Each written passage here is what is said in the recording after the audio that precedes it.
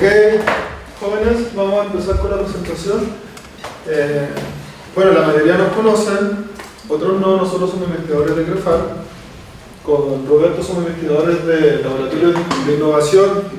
Es un laboratorio que tiene que ver con mucha investigación aplicada, ¿no? O sea, una investigación conceptual fuerte, pero también implementar las investigaciones que estamos llevando a cabo, sobre todo desde una perspectiva experimental.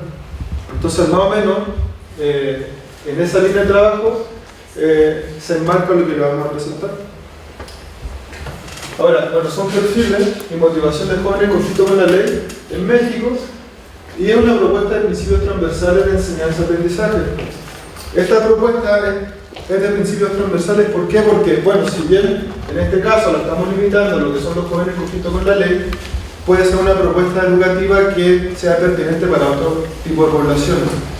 Entonces, bueno, más o menos al final de la presentación va a estar abierto para que ustedes comenten o nos cuestionen o nos complementen, pero la idea es que no solamente piensen en esta población al final cuando nos volvemos los principios, sino que también en diversas poblaciones de jóvenes. Ahora, bueno, también antes de empezar quiero mencionar que son avances de investigación. No es una investigación completa, es una investigación que se encuentra en curso. A ver, en México y también en otros países de América Latina, en Estados Unidos, Europa, está como muy pequeño, ¿no? Sí. Bueno, hay jóvenes que cuando cometen algún delito y son juzgados y son sentenciados, estos jóvenes son sentenciados a cumplir medidas, ya sea en libertad o en encierro. Ahora, por ejemplo, si están en encierro, obviamente tienen que estar, no pueden dejar el lugar. Estos se conocen como centros correccionales, tienen distintos nombres reformatorios. Acá en México se conocen como comunidades. Y cuando están en libertad, los jóvenes deben asistir diariamente a estas comunidades. Ahora, en ambas comunidades, ¿qué es lo que tienen? Una serie de actividades que se dirigen a su reinserción. Por ejemplo, terapia psicológica, terapia de aprendizaje, con terapeutas de aprendizaje, talleres artísticos laborales y una serie de nivelación educativa, académica, que se relacionan con disminuir el rezago educativo y finalizar el grado educativo. En México estos espacios se llaman escuelas, o sea, el espacio donde los jóvenes toman clases para reducir su rezago o finalizar algún grado educativo se llama escuela, así se llaman en las comunidades, tanto de internamiento como de internación. Ahora, en la escuela se desempeñan pedagogas, o sea, son pedagogas, las comunidades que visitamos son 100% mujeres pedagogas, que buscan nivelar a los estudiantes y prepararlos para realizar exámenes que acrediten la finalización de un grado escolar. O sea, para eso están dedicadas. Ese es su objetivo principal.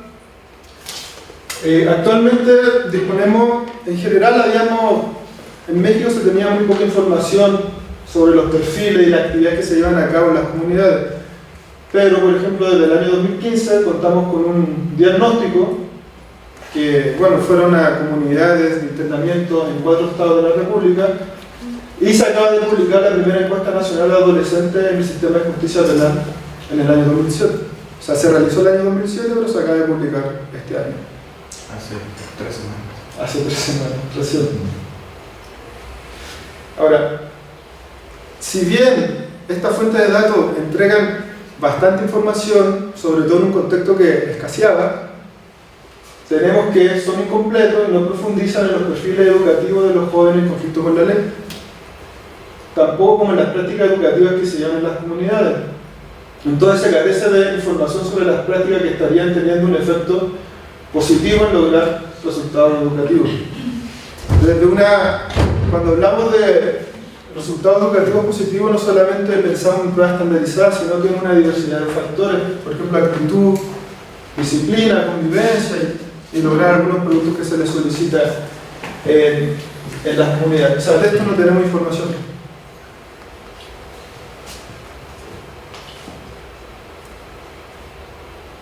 Ahora, estas prácticas, o sea, cuando hablo del perfil educativo y de las prácticas educativas. Principalmente estoy pensando en el tema académico y laboral que se lleva a cabo dentro de las comunidades.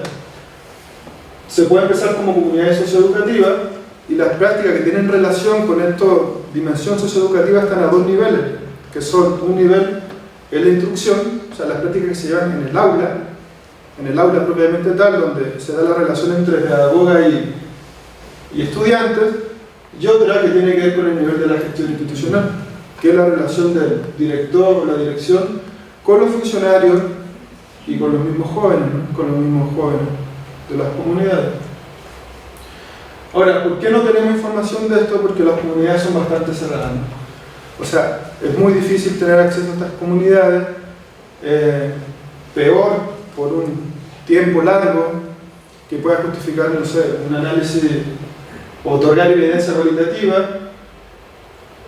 Y este es un problema precisamente porque en el año 2016 se promulgó una nueva ley que intenta potenciar la característica socioeducativa de las comunidades. O sea, pasar como una perspectiva de control a una más de socioeducativa. Pero tenemos muy poca información de lo que está pasando en términos socioeducativos en las comunidades de tratamiento de jóvenes. Ahora, la Subsecretaría del Sistema Penitenciario de la Ciudad de México, a través de la DGTPA, implementará un programa que es este programa, el PASIA, Programa de Atención Comunitaria Integral para Personas Adolescentes y Adultos Jóvenes. Bueno, entre otros elementos, busca eso, busca potenciar las comunidades como comunidades socioeducativas. Sabemos, bueno, todavía no se publica este programa, pero nosotros sabemos que lo más probable es que se va a replicar en otros estados de la República, y también hay otros estados que están trabajando en sus propios programas socioeducativos, ¿no? Entonces, bueno, en este contexto es muy relevante llevar a cabo investigación científica que nos diga cuáles son las prácticas, tanto de instrucción como de gestión institucional, que están funcionando en términos socioeducativos con los jóvenes. Ahora, el año 2007, un grupo de investigación visitamos dos comunidades de tratamiento. Visitas fueron de casi 4 meses en estas comunidades diarias, y se visitaron dos comunidades, una de encierro, como les explicaba, que está internado, y otra de externamiento. Y acá, bueno, realizamos entrevistas, grupo de discusión con los funcionarios, unos 10 funcionarios por institución, se realizaron entrevistas y cuestionarios, 20 para los jóvenes en internamiento y 10 para los de externación, y se llevó a cabo observación de la actividad que realizan. O sea, observamos toda la actividad educativa, o sea, académica, laborales, los talleres artísticos. Bueno, estuvimos 4 meses haciendo este trabajo, y que constatamos que es parte de lo que le vamos a presentar hoy día, que a pesar de la serie de problemas y de ventajas que traen los jóvenes en conflicto con la ley, que son diversas, que Roberto va a profundizar sobre eso, se constató una diversidad de prácticas que repercuten positivamente en la motivación de jóvenes y funcionarios para el aprendizaje. Entonces nosotros planteamos que promover esta motivación es la base para el logro y aprovechamiento escolar. Esto lo vamos a explicar después. Entonces, bueno, ahora le paso a palabra a Roberto.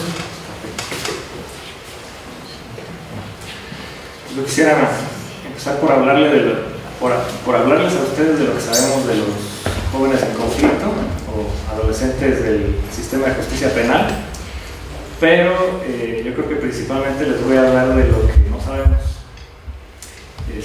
Curiosamente, que es una parte como de la justificación de por qué estamos haciendo lo que estamos haciendo, porque este proyecto, ¿no? Entonces, un poco lo que yo les voy a presentar en estas 10 slides iniciales tiene que ver con una justificación del proyecto, con cuáles son las características del grupo, de la población, y cuáles son las características del tipo de educación que ellos reciben. Entonces, con estas dos cuestiones nosotros podemos tener una idea más clara de de por dónde tiene que ir la investigación, ¿no? Con miras a poder hacer una propuesta específica. Bueno, ¿qué son los jóvenes o los adolescentes del sistema de justicia penal? Hay dos grupos principales. Uno tiene que ver son los menores de 12 a 18 años. Menores de 12 no son, porque es la edad a la que tienen ellos responsabilidad jurídica. Y mayores de 18 también, pero que hayan ellos cometido algún delito durante su minoría de edad, o que hayan que hayan sido consignados por algún delito cometido durante su minoría de edad y que a partir de entonces hayan cumplido los 18 años, ¿no?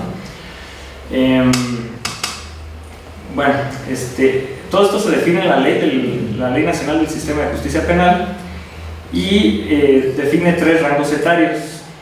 ¿Qué tienen o para qué nos interesan estos rangos etarios? Uno, pues son subdividir la población en 3 grupos, de 12 a 14, de 14 a 16 y de 16 a 18. Cada uno de estos grupos tiene características distintas ante la ley, son los mismos, son de hecho derechos diferenciados.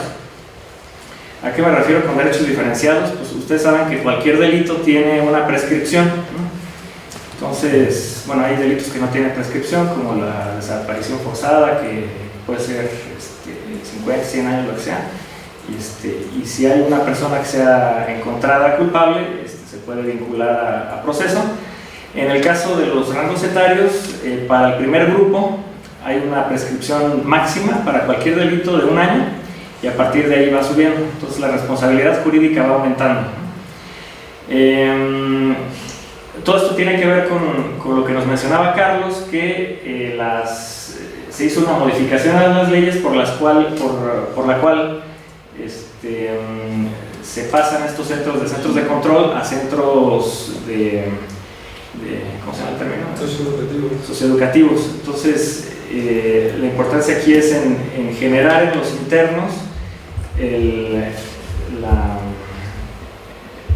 ¿cómo se dice? La idea de la responsabilidad, ¿no? Generar una serie de habilidades socioemocionales y demás. Entonces, la normatividad, todo esto viene de una normatividad internacional. Hay por lo menos estos instrumentos previos, no son los únicos, no es una lista exhaustiva, pero son los más importantes o los más recientes, que tienen que ver con la definición de derechos para niños. No quisiera meterme mucho detalle en cada uno, pero aquí quisiera mencionar posiblemente nada más a las directrices de RIAS, que entre otras cosas determinan un enfoque más de prevención, que es algo que no existía, al menos en un contexto internacional.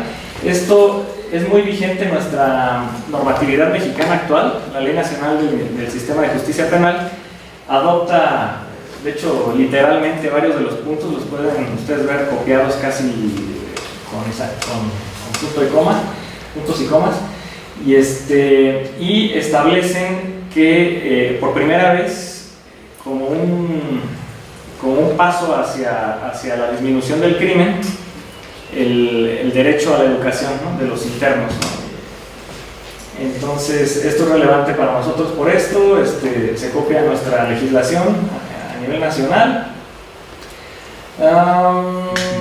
Bueno, aquí yo creo que no me meto a más detalle. Estas son las 2 leyes quizás que determinan más cuáles son nuestra población objetivo por un lado, y por el otro cómo es el trato que debe de tener el Estado hacia estos adolescentes. Aquí ya me meto un poco más a detalle al tratamiento que reciben, a la educación que reciben los internos. Tiene que ver con una serie de derechos ya expresados de manera positiva, y algunos lineamientos ya estándares, ¿no? Se mete, ahorita vamos a ver más adelante, de una manera transversal a muchos temas, incluso con la sociedad civil, organismos internacionales. La iniciativa privada establece una serie las llama obligaciones, pero ahorita vamos a ver que en realidad no están propiamente definidas o no están codificadas en una legislación secundaria. Bueno, entre otras cosas, empezamos porque la privación de la libertad se da solamente en casos muy concretos, ¿no? Los más graves. ¿En qué nos afecta esto? ¿Por qué es relevante? Porque bueno, tenemos dos poblaciones distintas, una que está en internamiento, otra que está en externamiento, ¿no? Que está recibiendo una sanción por un delito que hizo y tienen ellos características distintas y por tanto el tipo de educación que reciban también tiene que ser acorde a su situación. De hecho, la mayoría de los jóvenes que están recibiendo alguna sanción actualmente están en externamiento, ¿no? Cosa que hace algunos años era lo contrario, ¿no? La mayoría en realidad estaba, por más que fueran incluso que no tuvieran una sentencia condenatoria, por prisión preventiva estaban guardados. Bueno, entonces la ley sugiere mecanismos alternativos de sanción. Pues hay una serie de estos mecanismos que van desde cuestiones de mediación, de hacer algún servicio social comunitario para resarcir el daño, una cantidad de cosas, ¿no? Es importante aquí saber que fuentes oficiales públicas de información sobre estos temas, sobre el tipo de intervención, sobre los resultados, todo esto, son muy escasos, ¿no? Entonces es una de las razones por las cuales se decide hacer este tipo de proyectos, entrar, sentarnos, ver qué hacen, y hacer todo este esfuerzo de recolección de evidencias, ¿no? Hasta ahora, de manera oficial, hay muy poca información acerca de esto, ¿no? Se sabe cuáles son los posibles, ya más a detalle de, digamos, cuántas personas están recibiendo este tipo de sanción en lo específico, con qué resultados, es una incógnita importante. Bueno, se establece también en la ley potenciar la impartición de talleres, de terapias psicológicas, educativas y educación formal, la prevención social de la violencia y la delincuencia a través de políticas públicas, programas, estrategias y acciones. Aquí es lo que les mencionaba un poco, que la ley establece que incluso los menciona así específicamente, ¿no? La iniciativa privada, organismos de la sociedad civil, organismos internacionales, toda una serie de actores son corresponsables de generar, ellos ponen ahí políticas, programas, estrategias, para prevenir el delito. Pero se queda a este nivel, ¿no? Ya no hay, digamos, otro ordenamiento inferior a o metas específicas como para saber si se está cumpliendo, qué se tendría que estar haciendo, cómo traduces, ¿no? Porque te quedas como a ese nivel de una oración y es uno de los vacíos que tenemos, que en este caso es legal, pero también es de información, ¿no? y se retroalimenta uno al otro, ¿no? Se establecen 3 tipos de prevención: primaria, secundaria y terciaria. La primera tiene que ver con la formación que se da a cualquier adolescente, ¿no?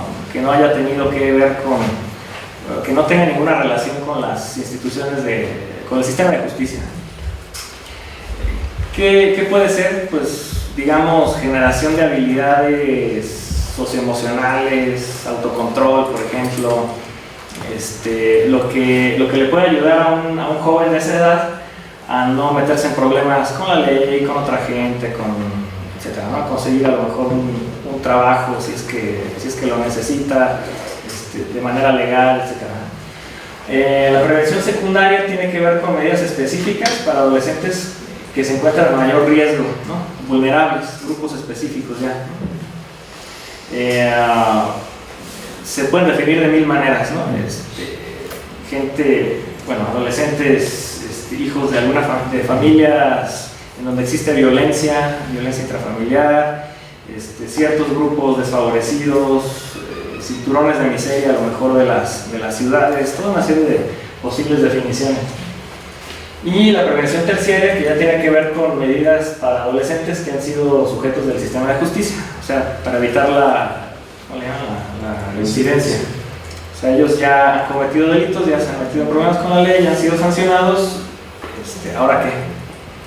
Entonces, para cada uno pues, son casos particulares, son estrategias particulares, pero igual nos quedamos a este nivel, ¿no? Entonces, es otra de las cuestiones que sería bueno ir llenando el vacío de la información y para alimentar también a la creación de política pública. Bueno, el objetivo central del nuevo modelo de justicia es la reinserción. Eso ya lo habíamos mencionado, pero pues es importante tomar en cuenta que la cuestión de la reinserción es un proceso en muchos sentidos educativo. Implica generar una serie de oportunidades y de habilidades y de conocimientos en los involucrados que bueno, está aquí en papel, está en la normatividad, hay que ver cómo podemos hacerlo realidad. Bueno, esta ley busca potenciar a las comunidades, como ya nos explicó Carlos de qué se trata, y establecen ya el derecho positivo de estos adolescentes. Tienen el derecho de cursar el nivel educativo que le corresponda, ya sea instrucción técnica, formación práctica, en un oficio, arte profesional, etc. Entonces ya se establece de manera positiva el derecho que tienen de hacer esto, ¿no? Vuelvo al hincapié de la falta de información.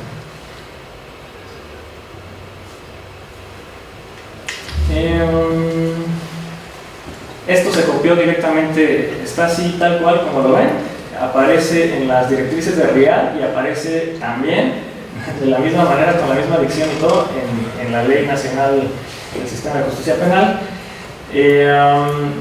Tiene que ver con el tipo de los objetivos que promueve o que debe de promover la educación en estos centros, ¿no?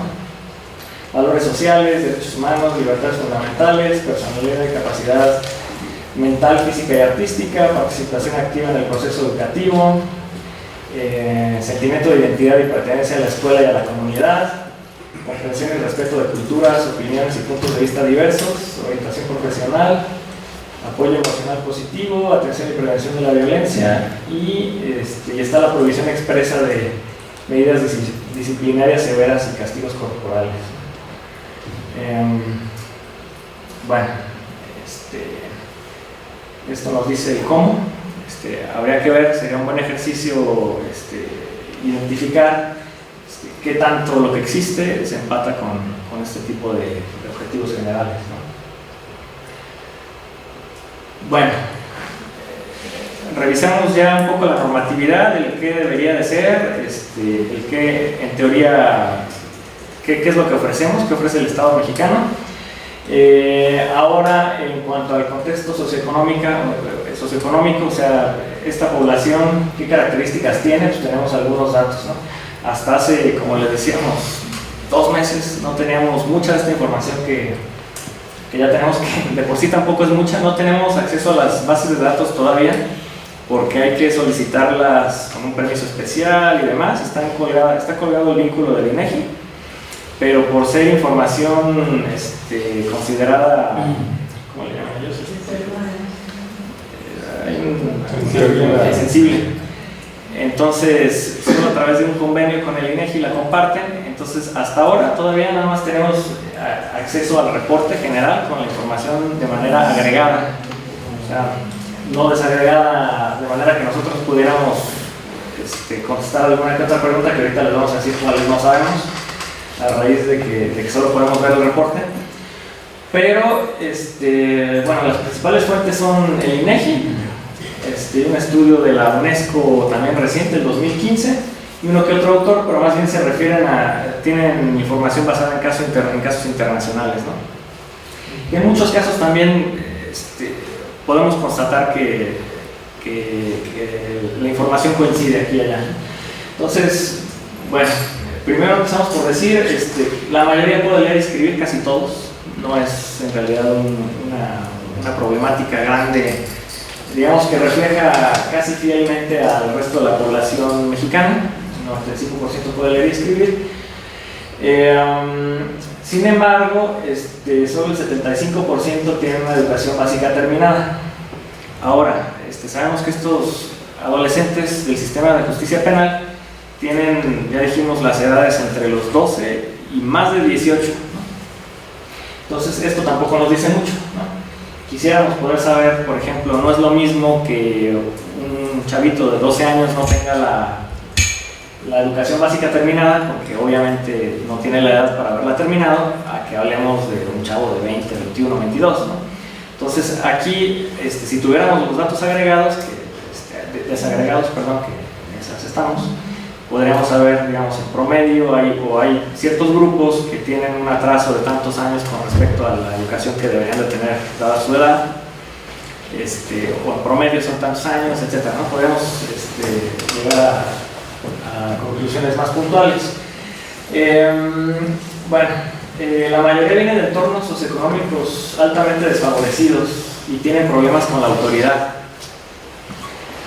Esto viene principalmente de fuentes internacionales. Carlos lo puede constatar, les va a hablar más de esto un poquito más adelante. ¿Qué implicaciones tiene? Bueno, la educación no puede ser la misma, ¿no? El currículo, la manera de enseñar no puede ser la misma, ¿no? Cuando la gente dice, yo por qué voy a estar aquí sentado escuchando a esta persona, ¿no? Por lo que sea, ¿no?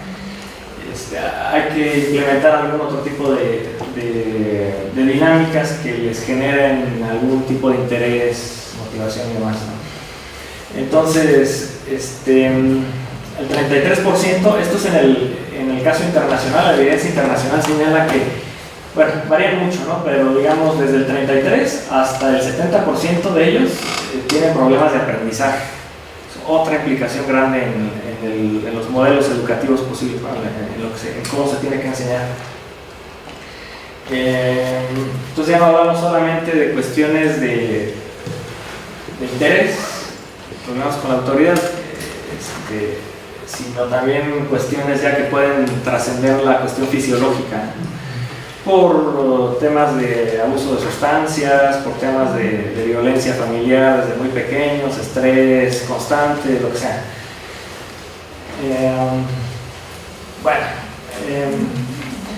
Los empleos más frecuentes del padre o tutor de los adolescentes en cuestión son albañiles, pintores, herreros, taxistas, choferes, comerciantes, obreros, vigilantes, jardineros, mecánicos, o en labores del campo. Entonces, como ustedes pueden ver, son principalmente ocupaciones, son muy prácticas, con un nivel requieren un nivel de estudios bajo. Entonces, pues sabemos que provienen de familias desfavorecidas en más de una forma. Y muchos de ellos, esto coincide con la evidencia internacional, antes de ingresar al sistema judicial ya tienen experiencias negativas, ¿no? En términos de la escolares, ¿no? de educación formal. Muchos de ellos abandonaron la escuela, ¿no? 1 o varios años antes. Entonces, es una de las cosas que hay que tomar en cuenta. Entonces, presentan problemas de ausentismo, suspensión, deserción, expulsión y otras formas de fracaso académico. Ahora, el contexto socioeconómico, todo esto proviene de un estudio que es previo a estas últimas reformas, a estos últimos cambios, pero me pareció quizás, si no relevante, tiene que ser relevante. Él traza una serie de conclusiones, pero yo creo que las más importantes pueden ser estas, con respecto a geográficamente cómo están distribuidos estos adolescentes, ¿no? En el país. Entonces ustedes pueden ver que, y esto muy posiblemente no haya cambiado, aquí la terminología que yo uso tiene que ver más con la normatividad anterior, previa a este último cambio de legislación. Les llaman ingresos porque, pues, como ya les habíamos mencionado, la mayoría, aunque no tuviera una sanción, una sentencia condenatoria, todavía están en proceso, estaban ingresados en algún centro. Entonces aquí no distingue entre los que ya tienen una sentencia y los que están en proceso, pero digamos que aún así el 18% de la población más bien los estados de la frontera norte, que son estos, por su tamaño podrán ver que son importantes, pero por la población solo concentran el 18% de la población del país y sin embargo representan el 60% de los ingresos a nivel nacional. Y en comparación, los estados de acá, que aunque son más pequeños, solamente concentran el 8% de la población, solamente concentran el 4% de los ingresos. Entonces, esto nos dice aquí, nos puede decir varias cosas, ¿no? Ahorita trato de sugerir un par de conclusiones, ahorita que presento también este otro hallazgo, que tiene que ver con las ciudades, los estados que contienen a las ciudades más grandes, ciudades mayores a 1.5 millones, representan solo el 37% de la población y sin embargo casi el 70% de los ingresos. Mucha de la población que está encarcelada viene de cinturones de miseria en las ciudades, muchos también provienen de contextos en donde hay una migración fuerte, tanto de lo rural hacia lo urbano, en el caso de estas ciudades, como del sur al norte, ¿no? Tratando de cruzar la frontera, etc. Entonces, en estos contextos de cinturones de miseria en las ciudades, hay una serie de características de falta de servicios públicos, entre ellos la educación, que son un caldo de cultivo importante para la delincuencia.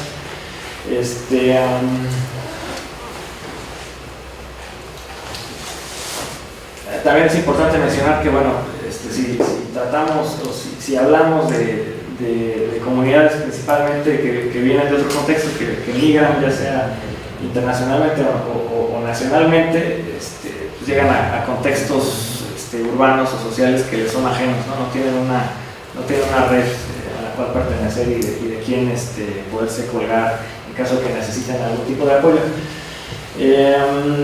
Bueno, es común la adicción a los estupefacientes, casi, un poco menos de la mitad, 40% había abandonado su hogar al menos una vez. Estamos hablando de menores de edad, 12, 13, 14 años, muchos de ellos habían abandonado su hogar, se fueron con amigos, con familiares, con otro tipo de contactos, y 6% de ellos incluso se fue a la calle. Casi la mitad de las mujeres ha estado embarazada, o sea, estamos hablando de niñas y hasta sí adultas, pero muy jóvenes, ¿no? Entonces, esto nos habla de una población muy desfavorecida, ¿no? Muy vulnerable, sin acceso a lo mejor a educación, a artículos de higiene, profilaxis, de salud reproductiva, etc., ¿no? No tienen acceso en muchos de los casos, o han sido víctimas de violencia de algún modo. Y casi el 10% tuvo un proceso jurídico previo, o sea, han reincidido. Bueno, entonces hay una serie de implicaciones aquí importantes para la generación para tomar en cuenta a la hora de pensar en políticas o en intervenciones educativas específicas. Pues tenemos aquí mujeres que van a tener que estar cuidando, teniendo algún cuidado de un menor que depende de ellas. Tenemos gente que ha tenido problemas o que no se siente cercano que no tiene un grupo al cual se sienta cercano, ¿no? Y que ya ha tenido problemas con la ley antes en muchos casos. Aquí falta aquí reportan ellos, de acuerdo a la encuesta que se les hizo, quién consideran ellos que es responsable por su integridad, quién es responsable de ellos, ¿no? Pueden aquí notar que pues una mayoría, casi el 60 y tantos por ciento, son responsables ya sea de un solo padre o de nadie, ¿no? Ellos dicen, pues a nadie le interesa. Entonces son contextos, bueno, y en un 33% sí son padre y madre, ¿no? Quisiéramos saber un poquito más como para poder ahondar en la cuestión de oficial socioeconómica de donde provienen, pero pues esto es lo que sabemos, ¿no? Los principales delitos que se les imputan son estos: robo con violencia, homicidio, portación de armas prohibidas, robo de vehículo, y estos ya en realidad son muy mínimos, ¿no? Estos yo creo que son los que nosotros encontraremos, quizás también muchos de estos son los que encontraríamos internados.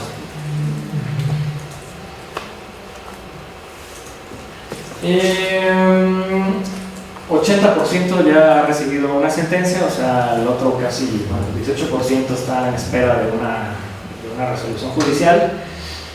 20% cumple con una sanción sin goce de libertad, son los que están en los centros de internamiento. 14% están internados, pero en su casa, o sea, no pueden salir de su casa. ¿Qué implicaciones tienen? Pues no es lo mismo, ¿no? Cada uno de estos grupos tiene su situación específica y el tipo de educación que se les ofrezca va a tener que considerar estas diferencias. Y bueno, este es un dato que proveen. El 50% sufre algún tipo de violencia física o psicológica durante el proceso. Esto ya es cuestión del Estado, ¿no? Son fallas de la procuración, del sistema de justicia. Bueno, las sanciones, la mayoría, como lo determina la ley actualmente, son sanciones relativamente cortas, casi son de 1 a 3 años y de ahí para abajo, ¿no? Eso es la mayoría. Ya solo un 12% son 6 años o más. Dentro de las medidas establecidas se les da un plan personalizado de lo que tienen que hacer para favorecer a su reinserción. Un 90% casi debe de continuar con sus estudios. Poco más de la mitad atienden a talleres culturales. Tampoco tenemos tanto detalle, no hay información pública detallada de qué tipo de talleres, con qué éxito, toda una serie de cosas que nos gustaría saber, que Carlos pues ya pudo recabar alguna de esta información. Y el 66.5% tiene algún tipo de capacitación para el trabajo. ¿Qué tipo de capacitación? Y con qué éxito, lo mismo. Y la mayoría reciben algún tipo de apoyo psicológico, terapia familiar, psicoterapia grupal. ¿Ese es el total de las penitenciarías? Perdón, no les dije, aquí viene, es en internamiento. Estos son los que están en internamiento, porque ahorita les voy a mostrar a los que están en externamiento. Entonces,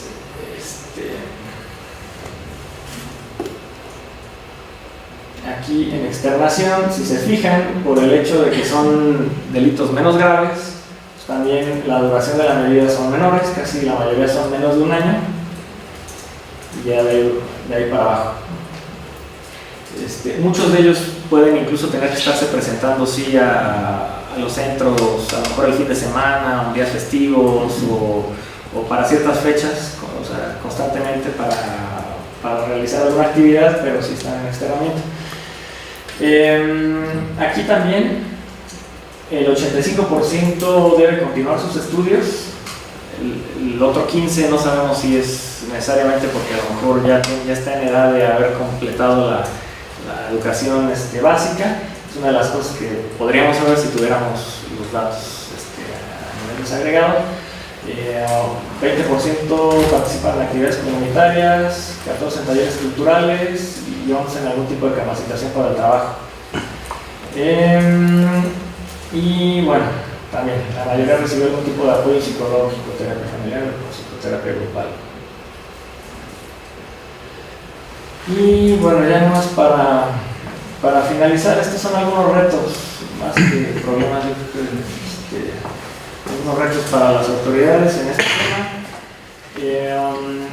Según puede constatar la CNDH, aunque este es un estudio ya de algunos años atrás, la mayoría de los jóvenes encuentra dificultad para reinsertarse en estudios o con su familia o en la sociedad en general una vez que, o en cuestiones laborales una vez que salen, por una serie de razones. Dos, la pertinencia curricular y de motivación de los jóvenes no está tomada en cuenta necesariamente en todos los casos. Esto es algo de lo que queremos nosotros ahondar principalmente en términos de evidencia, para poder eventualmente alimentar a la cuestión de la generación de política y a la creación de intervenciones educativas.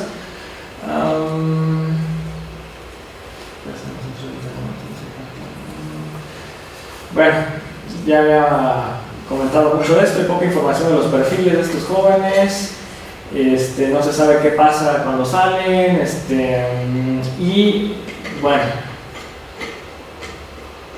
no sabemos acerca de las buenas prácticas, ¿no? ¿Qué sí se está haciendo bien? Es un poco lo que queremos hacer.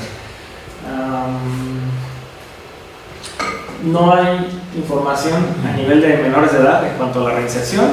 Si nos basamos un poco en el dato más cercano que tenemos, que tiene que ver con los adultos, sabemos que un 55% por lo menos de la población que está privada de la libertad es reincidente.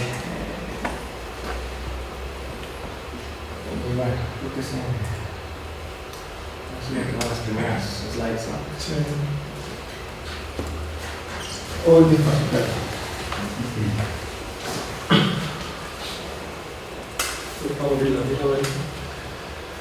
Bueno, entonces, como les comentaba al principio, mucha de esta información, sobre todo la de la encuesta del año 2017, la tuvimos recién ahora, o sea, no existía, y fuimos a las comunidades con menos información de las que les estamos mostrando ahora. Bueno, entonces, ¿qué tenemos los perfiles? Que efectivamente la gran mayoría de los jóvenes han abandonado la escuela 1 o 2 años antes de ingresar. En las dos comunidades, ¿no? De internamiento y de internación, se da ese dato. Muchos de ellos se dedican a actividades delictivas, donde, claro, consiguen sumas de dinero 1000 veces mayores a las que conseguirían por los trabajos y por los niveles educativos que ellos tienen, ¿no? O sea, no sé, estoy hablando que en un día se hacían 20.000 pesos, 30.000 pesos. Y como ya mostró Roberto, los actos delictivos son bastante variados, que van de robo hasta violación y homicidio. Ahora, en el tiempo que nosotros visitamos las comunidades, justamente teníamos los cambios por la nueva ley. Entonces lo que constatamos es que en las comunidades de internamiento había más delitos graves, ¿no? Como violación, homicidio, secuestro, y en el internamiento ya se estaba dando ese proceso de delitos menos graves. Ahora, algunos jóvenes se veían ante la necesidad de robar para mantener sus hogares, se les cargaba con esa responsabilidad, a otros no, pero todos debían aportar a sus familias, ¿no? A sus comunidades. Eso era algo generalizado. Ellos generaban un monto para aportar a sus familias. Es común que cuando uno habla con estos jóvenes y les pregunta sobre su experiencia escolar anterior a estas comunidades, decían que les aburría, que no representaba un reto, que no les parecía importante. Eso bastante común. Ahora, en términos de los chicos que nosotros trabajamos, un 10% estaba cursando primaria, un 36% secundaria y un 54% preparatoria. Ahora, si bien estaban en estos niveles, traían rezagos de todo tipo, ¿no? O sea, por ejemplo, te podían decir que estaban en secundaria, pero traían rezagos de primaria. Entonces, las clases en las escuelas que se daban en estas comunidades, al final pasaban a ser como muy de multigrado, ¿no? O sea, estaban con puros chavos de prepa, pero tenían que retomar temas de secundaria y temas de primaria. Eso es muy común. Y relacionado con esto, o sea, los jóvenes tienen rezagos importantes en lectoescritura, en operaciones matemáticas, y de acuerdo, en estas comunidades, como ya les había adelantado, hay distintas, bueno, están las terapeutas de aprendizaje. Las terapeutas de aprendizaje hacen diagnóstico a los chavos, ven si tienen algún problema de aprendizaje y desarrollan actividades con base en ese diagnóstico. Ahora, ¿qué tenemos? Que en la población de internamiento, el 90% de los jóvenes están recibiendo terapias especiales de aprendizaje, o sea, han sido diagnosticados con un problema de aprendizaje, versus el 20% de las comunidades de internamiento, ¿no? O sea, se observó como esta diferenciación. Un poco lo que adelantaba Roberto, lo que nos decían, bueno, la psicóloga y los funcionarios, era que justamente los problemas de aprendizaje más graves se debían a la droga, a la mala alimentación que habían tenido los jóvenes cuando eran niños, o porque las madres también se drogaban en el periodo de cuando estaban en cinta, ¿no? Y también consumían drogas. O sea, estos casos son muy generalizados, muy generalizados. También, sobre todo las psicólogas nos comentaban que muchos de los jóvenes tienen problemas de autoestima, problemas de atención, concentración y un déficit general con planear, ¿no? Con proyectarse en el tiempo, con establecer planes a futuro y metas para lograrlo. O sea, había un problema generalizado en eso y no generaban proyectos de vida. De hecho, en los momentos que nosotros fuimos había todo un programa para impulsar lo que eran proyectos de vida. Los jóvenes que muchas veces piensan en el corto plazo, ¿no? En el corto plazo y no en proyectos futuros, que les van a tomar, no sé, 2 o 3 años conseguirlo.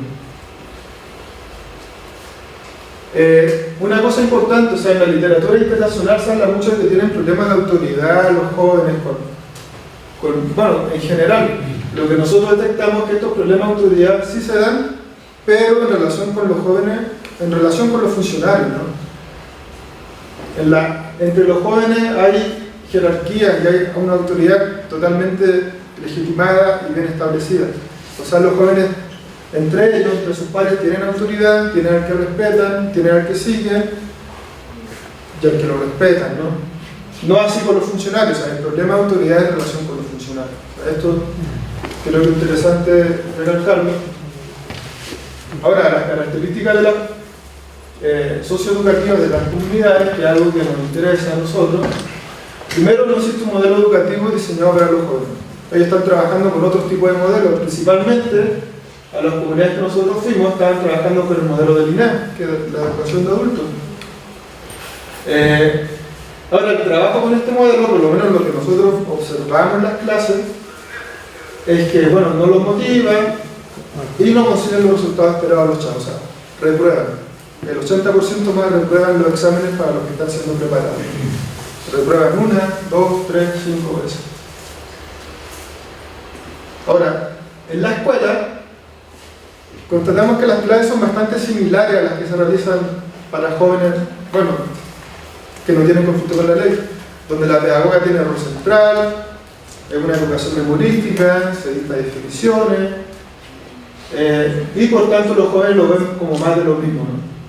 El solo concepto de escuela, o sea, de que se llama así este espacio escuela, ya genera una percepción negativa en los jóvenes. O sea, le dicen, vamos a la escuela. Y toda una percepción negativa que ellos traen por sus experiencias previas, escolares. Y peor, llegan a la escuela y efectivamente se dan cuenta que es más de lo mismo, porque son clases tradicionales. Ahora también, o sea, uno veía a las clases y los jóvenes no prestaban atención, no recordaban lo que se le había pasado en la clase pasada, no se concentraban, problemas de disciplina, o sea, no tenían un involucramiento, ¿no?, en lo que se les estaba enseñando. Al contrario, los jóvenes sí se mostraban muy involucrados en las actividades, por ejemplo, de las terapias socioemocionales y en los talleres artísticos y laborales.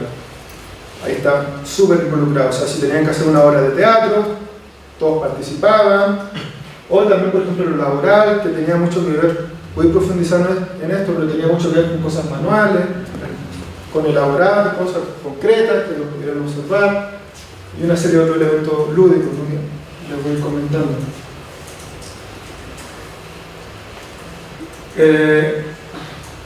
Otro aspecto que sí se otorgan una serie de talleres laborales que no requieren elevada formación y que no cuentan con sistema de continuidad. Por ejemplo, en otros países sí tienen estos sistemas de continuidad. Si los chavos aprenden algo adentro, cuando salen, tienen sistemas que lo integran.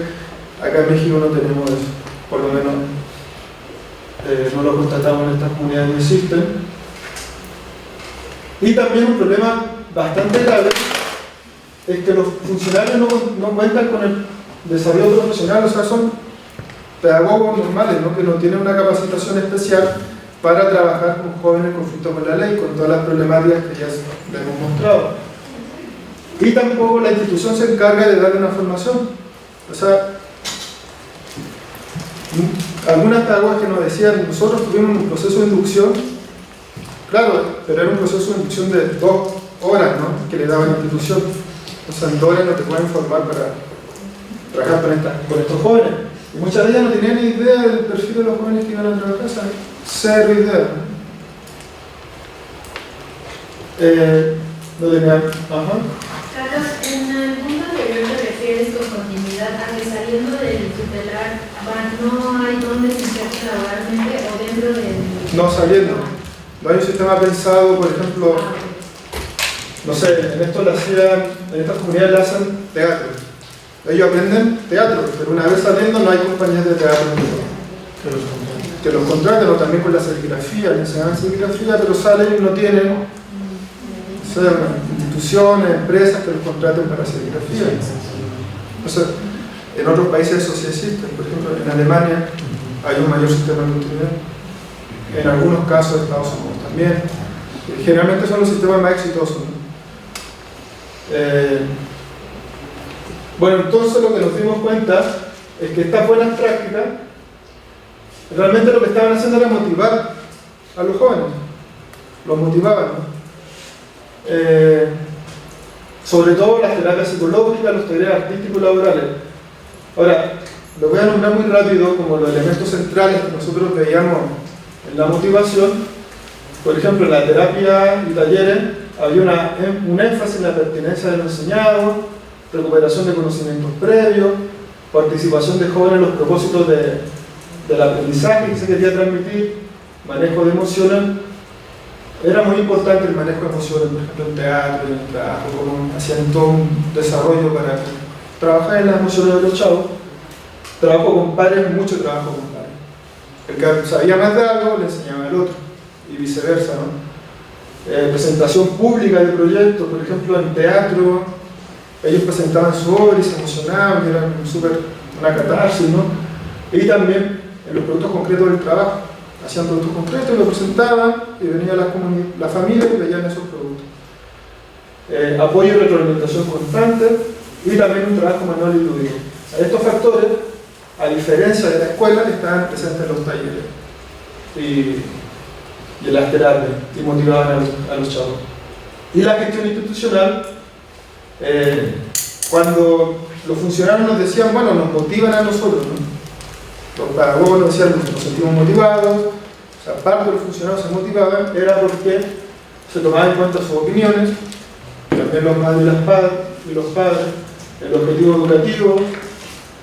En ocasiones especiales eran donde más se motivaba como toda la comunidad, y detectamos que se llevaba a cabo un trabajo transversal entre las actividades. Por ejemplo, preparaban una obra, y esa obra la trabajaban en el teatro, pero también la trabajaban en la escuela, la trabajaban en los talleres. Todas las actividades de la comunidad trabajaban en conjunto, con un objetivo en común, ¿no? Entonces eso motivaba muchísimo a los funcionarios. También está este plan individualizado de ejecución, que lo contempla la ley, y que cada funcionario debe trazar el perfil, la avance y el retroceso del chavo. Entonces son documentos que uno lo revisa en las distintas dimensiones y puede ver cómo está avanzando, ¿no?, el joven. Bueno, pensamos en una buena práctica, pero retomando bastante trabajo administrativo, una serie de cosas que si quieren después profundizamos.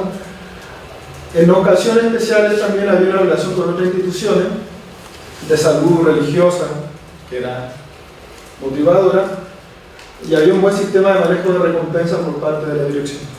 Ahora, nosotros cuando empezamos a ver estos elementos y empezamos a través del trabajo cualitativo, a ver cuáles eran los patrones comunes que motivaban a los jóvenes, justamente nos metimos en motivación.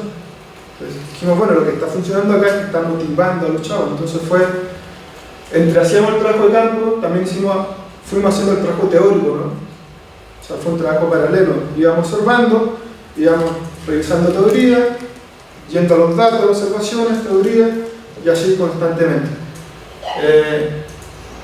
Las teorías que revisamos fueron las teorías de motivación, una diversidad de escuelas teóricas, o sea, una diversidad, ¿no? El equipo fuimos revisando las principales y sobre todo como que nos centramos en la Self-Determination Theory. ¿Por qué? Porque, bueno, en esta teoría se hace una síntesis de diversas teorías y se sistematizan los elementos centrales de las diversas teorías. Entonces, en esta teoría se rescatan como 3 elementos claves para promover la motivación en los estudiantes. Estoy hablando de cualquier estudiante, ¿no? En cualquier proceso de enseñanza-aprendizaje. Se tiene que promover la autonomía, se tienen que sentir competentes y tiene que haber un sentido de pertenencia, o sea, de buenas relaciones con sus pares. Ahora, autonomía tiene que ver con que el estudiante tenga un grado de control del proceso de aprendizaje, por ejemplo, objetivos, situaciones, trayectorias. Nosotros lo veíamos mucho en teatro, o sea, hacían una obra, pero los chavos lo podían modificar de acuerdo a su interés. Entonces, tienen ese sentido de autonomía. La competencia tiene un sentido de autoeficacia, o sea, que el joven tenga la certeza de que involucrarse en el acto educativo va a tener un resultado. No que diga, bueno, si yo me involucro va a ser tiempo perdido, no. El sentido de competencia es: yo me involucro, yo sí puedo lograr el aprendizaje. Entonces, eso también se estaba logrando en estas actividades. Y el sentido de pertenencia también, como les comentaba, era muy importante. O sea, había mucho trabajo colaborativo, mucho trabajo entre pares, mucho tú enséñame esto y yo te enseño esto otro, ¿no? Había bastante de eso. También desde la teoría de la motivación se ha discutido bastante entre la motivación intrínseca y la extrínseca, ¿no? O sea, al principio, no sé, en los 60 se hablaba mucho de que había que motivar intrínsecamente a las personas con salario, con cosas externas. Después se empezó a hablar de la motivación intrínseca, que no, que realmente lo que más se motiva es porque sienten, no sé, un placer o un amor por lo que están haciendo, hay que promover eso. Bueno, lo que nosotros planteamos que más bien, o sea, no importa tanto si es intrínseca o extrínseca, lo que sí importa es que el estudiante en este caso sienta que tiene un sentido de autodeterminación. O sea, que no le impusieron las metas. No importa que sea externa o interna, sino que él sienta que no se le impusieron. Y eso está de acuerdo con los últimos desarrollos teóricos sobre esta perspectiva. Ya en relación a la motivación de los funcionarios, vimos que sí aplicaban mucho lo que tiene que ver toda la literatura de gestión institucional eficaz, liderazgo, por ejemplo, liderazgo distribuido, participación, trabajo colaborativo, todos esos elementos que bueno, están presentes en la literatura están motivando a los funcionarios. Entonces acá tenemos esos 2 niveles, ¿no? El nivel de enseñanza, de instrucción, pero también el nivel de gestión institucional. Ahora, ya terminamos con estas 2 láminas, que era lo que yo les comentaba un poco al principio. Como nosotros somos un laboratorio de innovación, de investigación, estamos pensando bastante en intervenciones. Entonces lo que nos dimos cuenta acá es que estos elementos que promueven la motivación pueden promover la motivación en estos jóvenes, pero también en otros, y en una serie de contextos diversos, ¿no? Y son, bueno, nos pasamos al estudio de buenas prácticas, en teoría, y ahora se los voy a mostrar. Entonces, lo que yo, por lo menos lo que a mí me interesa es que ustedes me digan, o sea, muchos de ustedes son pedagogos o son estudiantes, si les hace sentido estos principios. Yo creo que estos principios se pueden aplicar a diversos contextos para promover la motivación y a partir de eso los resultados educativos. Entonces, primero, reconocimiento de avances cualitativos en los estudiantes. O sea, no solamente estar centrado en lo que son pruebas estandarizadas y avances cuantitativos, como se les denomina los pedagogos, sino que también reconocer logro en disciplina, convivencia, confianza con los padres y funcionarios. En este caso y en otros, nosotros hemos detectado que hay escuelas que avanzan mucho en estos otros factores, pero no se les reconoce, porque todos están preocupados ante enlaces, planean, ¿no? Entonces, y se frustran, o sea, tienen avances que son invisibilizados. Entonces, avanzar en el reconocimiento de estos otros avances, nosotros creemos que es un principio importante para promover el proceso de enseñanza-aprendizaje También aunar el contenido que se pretende enseñar con el conocimiento previo y cotidiano que poseen los estudiantes. O sea, hay que hacer ese esfuerzo. Si alguien va a enseñar algo, tiene que hacer esa relación con el conocimiento cotidiano que traen los jóvenes para que le haga sentido, para que sea un conocimiento significante, ¿no? Si no hace esa relación, no hace conexiones significativas con el conocimiento que se le está tratando de enseñar. Realización de ejercicios lúdicos y simulación. Por ejemplo, simulación de situaciones, roleplay. Esto nosotros encontramos que era particularmente complicado en las escuelas de las comunidades porque acá como que choca con una perspectiva del control. Por ejemplo, las pedagogas nos decían, no, que nosotros intentamos hacer ejercicios lúdicos, simulación, pero los chavos se empiezan a reír y vienen los guardias y nos callan a todos, ¿no? Entonces, claro, está esta contradicción y mucho de lo que tiene que ver con esta nueva ley es transitar a un nuevo sistema socioeducativo, donde se pasa del control y del poder en términos golpeanos a una situación más socioeducativa. Flexibilidad, que los estudiantes participen en la definición del objetivo alcanzado. O sea, no que uno venga y le imponga el objetivo, sino que haya también una negociación y el pedagogo con los estudiantes o la pedagoga con los estudiantes vayan viendo, negociando los objetivos de aprendizaje. Promoción de trabajo colaborativo y enseñanza entre pares, este es un principio fundamental. En México, si a usted le interesa profundizar en esto, hay una experiencia que se llama red de tutoría, o sea, que se ha desarrollado fuertemente en México y a partir del éxito que ha tenido en México se ha estado implementando en otras partes del mundo, en Asia, en Chile. Se trata de lo mismo, o sea, de que los chavos se enseñan entre ellos, ¿no? Y los docentes son solamente guías, apoyo, tutores para ir dirigiendo ese aprendizaje. Trabajar en los factores emocionales de los estudiantes es muy relevante. El problema es que gran parte de las pedagogas y los funcionarios no tienen esa formación. Muchos dicen, no, es que nosotros necesitamos esa formación. ¿Cómo trabajamos en sus factores emocionales?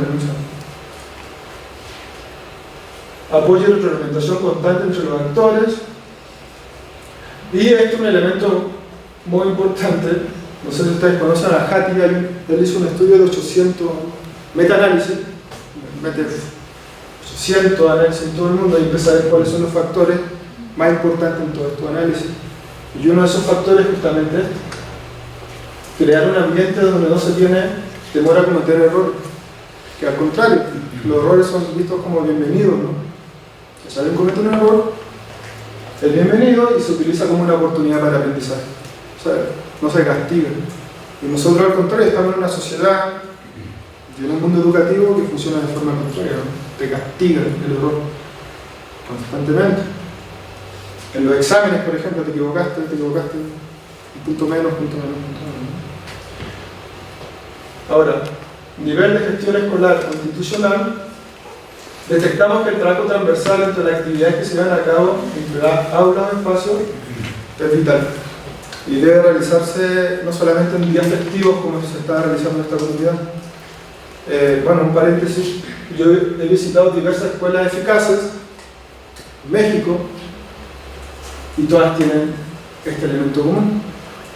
O sea, hay un trabajo transversal entre las actividades, entre los profesores, se ponen de acuerdo, por ejemplo, en pasar lógica, y todos pasan lógica en los distintos grados, ¿no?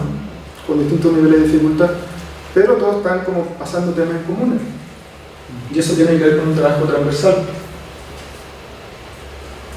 Lo que tiene que ver con el liderazgo distribuido y el trabajo colaborativo, por ejemplo, tomar en cuenta las opiniones de los jóvenes, docentes, madres y padres, los objetivos educativos, y promover su participación. En otro proyecto que estamos trabajando con Julio, o sea, estamos viendo que también las escuelas más eficaces, más efectivas son los que integran a los padres de familia sistemáticamente e integran a los actores en la visión escolar en un proyecto educativo. Entonces, por eso que también se necesita liderazgos, ¿no? Que tengan en cuenta, directores que tengan en cuenta esta situación. Trabajo colaborativo en torno a temas pedagógicos. Me acuerdo que hicimos un estudio de enlace de esos, ¿no? Y los profesores nos decían, sí, nosotros nos juntamos en la reunión del Consejo Técnico Escolar, ¿no? Claro, se juntaban mucho, por muchas horas, pero al momento de nosotros hacer la observación no hablaban de temas pedagógicos, no hablaban de temas escolares, hablaban de cualquier otra cosa. Entonces no solamente es un trabajo colaborativo, sino que promover un trabajo colaborativo en temas pedagógicos, en temas educativos. Minimización del trabajo administrativo. Eso uno va a cualquier escuela y cualquier profesor, cualquier director se va a quejar. No, es que tengo mucho trabajo administrativo, que el supervisor, que el director me pide esto, me pide llenar esto otro. Y las escuelas más eficaces justamente no les dan tanta importancia al trabajo administrativo. Otro factor muy importante, formación continua pertinente en relación a la población de estudiantes con los que se trabaja. La educación, los jóvenes, todo va en movimiento, ¿no? Entonces no es que un joven sea igual para siempre o que la educación sea igual. Va mutando, la educación es súper dinámica, por tanto se necesita que una vez que el docente, el profesor salga, se siga formando, también el director, los funcionarios en general. Esto no se trata como de generar, o sea, hay diversos aspectos de formación continua, unos son formales, otros informales. Hace poco nosotros fuimos a una escuela que lleva 30 años está en un contexto muy desfavorecido y lleva 30 años sacando los mejores resultados. Y los profesores nos relataban que la exdirectora, que había jubilado hace 1 o 2 años atrás, justamente hacía eso. O sea, ella se formaba en capacitaciones y socializaba ese conocimiento constantemente con los profesores y con los padres de familia también. Uno hablaba con los profesores y con los padres de familia, con las madres de familia, y decía, no, es que la profesora nos enseñó esto, la profesora nos enseñó a planificar, la profesora nos enseñó esto otro, nos enseñó esto otro. Era una líder que tenía un liderazgo distribuido, pero también enseñaba, ¿no? Formaba. Y eso debe ser un elemento central en la gestión institucional. Ahora, muchas veces se olvida que las escuelas, las comunidades y los sistemas educativos también son sistemas políticos. Hay política dentro, ¿no? Hay política, hay intereses, hay negociaciones, hay conflictos, hay consenso. Por tanto, es muy relevante que la dirección o la gestión conozca que hay un sistema político y trate de alinear, persuadir, negociar a las personas para que se embarquen en el cambio que se está proponiendo, ¿no? Si esto se olvida, generalmente cuando se olvida no sé, tecnocrático, ¿no? Se cree que con una ley, de arriba hacia abajo, se va a implementar todo y se va a perder de vista, y se pierde de vista todo lo político y al final no se implementa nada. Y hay pura simulación. Promoción de relaciones continuas con otras instituciones educativas, de salud, deportiva, también es relevante.